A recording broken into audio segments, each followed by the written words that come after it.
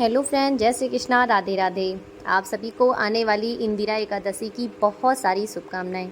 जैसा कि आप सबको पता है कि पितृपक्ष चल रहा है, अर्थात श्रद्धा मास चल रहा है।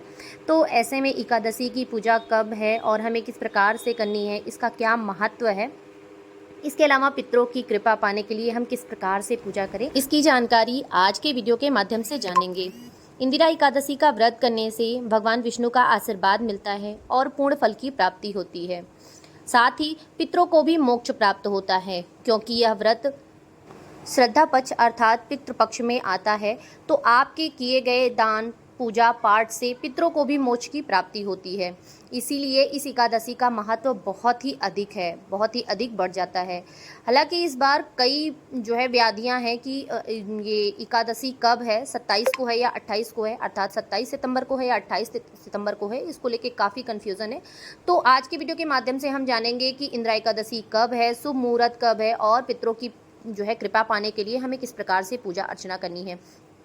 तो चलिए जानते हैं।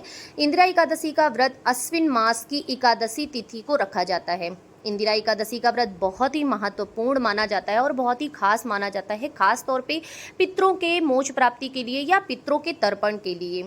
दरअसल इंदिरा एकादशी का व्रत रखने से भगवान विष्णु की कृपा मिलती है, साथ ही साथ पितरों को भी मोक्ष प्राप्ति होती है और पितरों का भी आशीर्वाद हमें मिलता है, क्योंकि आपके किए गए दान ध्यान तब जब से उन्हें मोक्ष की प्राप्ति होगी, तो उस कारण वो आपको भी आशीर्वाद देकर जाएंगे कि उनके वंशज अच्छे कर्म और सत्कर्म में लगे हुए हैं। तो इस बात का विशेष ध्यान रखें कि एकादशी पर पूजा अर्चना अवश्य करें, अर्थात भगवान विष्णु की कृपा पाने के लिए पूरे विधि विधान से पूजा अर्चना अवश्य करें।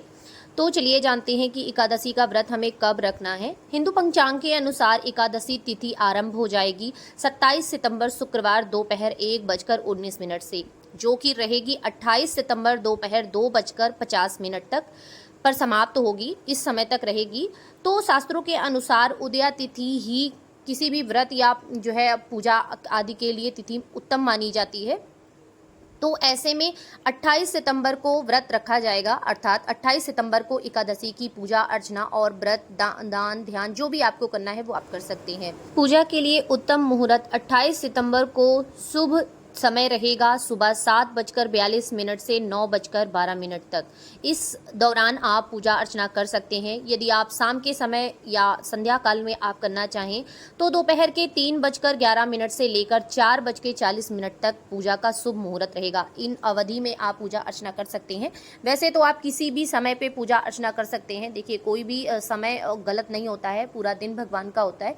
लेकिन अगर आप शुभ समय में पूजा करना चाहते हैं तो इन 2 समयों में आप पूजा कर सकते हैं।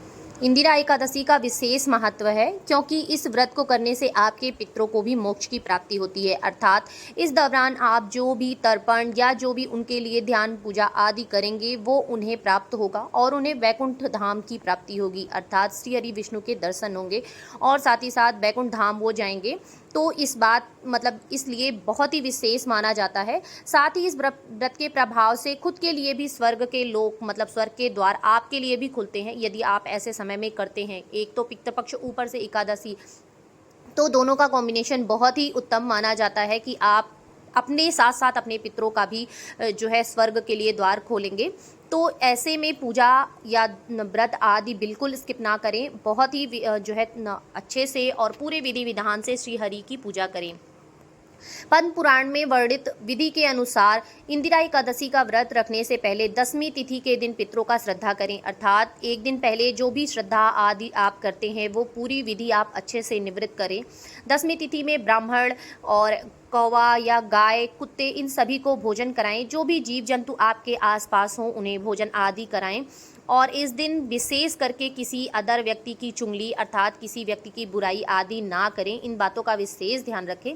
10वीं तिथि में रात में हो सके तो आप शयन पर भूमि पर शयन करें, अगर संभव हो तो, यानी कि आप जमीन पर विश्राम करें और दूसरे दिन यानी एकादशी के दिन व्रत का संकल्प लें। इसके बाद स्नान आदि करके चौकी पर पीला कपड़ा बिछाएं और उस पर श्री हरि की प्रतिमा स्थापित करें। फिर भगवान विष्णु को वस्त्र अर्पित करें, उनके साथ माता लक्ष्मी को भी बिठाएं, उन्हें भोग आदि अर्पित करें, उन्हें धूप आदि अर्पित करें, फल फूल जो भी आपके पास यथासंभव हो सके आप विधि विधान से अच्छे से पूजा करें।